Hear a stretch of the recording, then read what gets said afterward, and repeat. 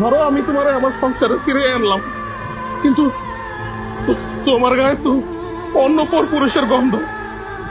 আমি আমি যখনই তোমার দেখবো আমার মনে পড়ে যাব তুমি আমার ধোকা দিয়া অন্য পুরুষের সাথে শুইছিল, আর ওই পুরুষ তোমার স্পর্শ করছিল।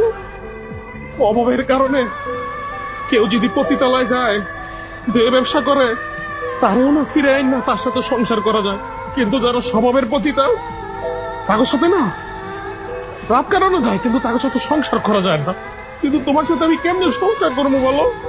ধরো আমি অফিসে গেলাম, তুমি তুমি বাসায় আসছো, তারপরে তো আমার একটা সন্দেহ হইব যে আমার বউ মনে অন্য কারোর সাথে শুয়ে রয়েছে আমার বিছানায়, আমার খাটে। আমি না এরকম মানসিক অশান্তি নিয়ে আমি তোমার সাথে সংসার করতে চাই না। আরে ভাই, ওরে একটা মানুষ ভালোবাসবে এই তো স্বাভাবিক। আমরা পুরুষরা যখন অনেক বেশি ভালোবাসি না, তোমরা তোমাদের মধ্যে কিছু মেয়েরা তখন না স্বামীরে বউর গোলাম বানায় দাও, মনে করো কি ও আমার গোলাম, আমার কথা মতো চলবো, আমার কথা মতো উঠবো বসবো। আরে আমরা তোমার গোলাম না, আমরা তো করে ভালোবাসি।